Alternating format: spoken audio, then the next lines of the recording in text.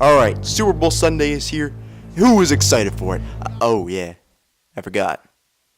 All my subscribers like gaming videos and hate me. Oh, yeah. But it's alright, I'm gonna predict right here who is going to win and lose on Super Bowl Sunday. Drumroll please. The loser on Super Bowl Sunday is St. Louis.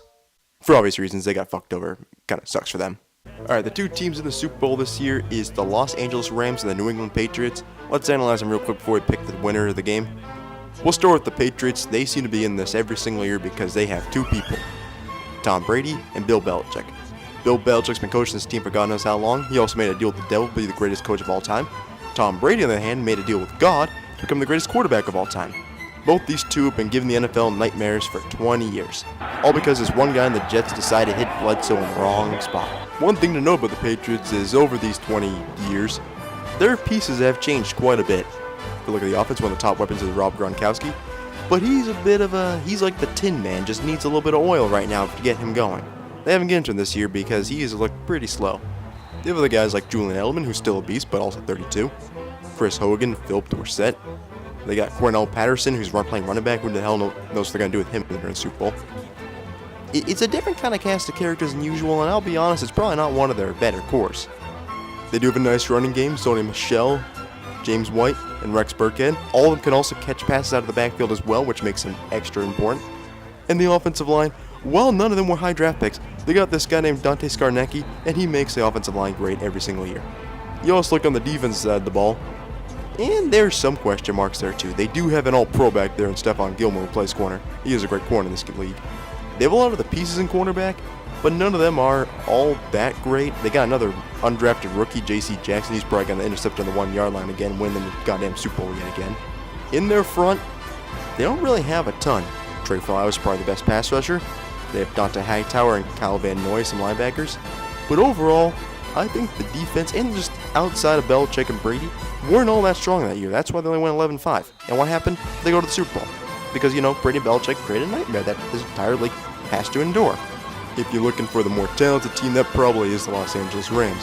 They got this young whippersnapper of a head coach, Sean McVay, and he decided he'd hire his dad, Wade Phillips, to coordinate the defense.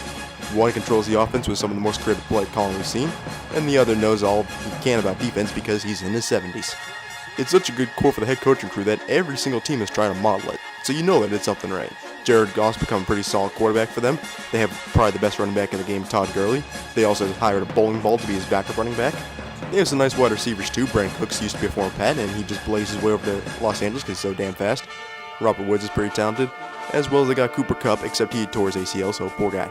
Or Achilles, I forget what his injury was. It just wasn't good. Sucks for him. Defense pretty talented too. You got Aaron Donald, who probably won Defensive Player of the Year again. They got Sue next to him. They traded for Dante Fowler. They also have pretty good secondary too.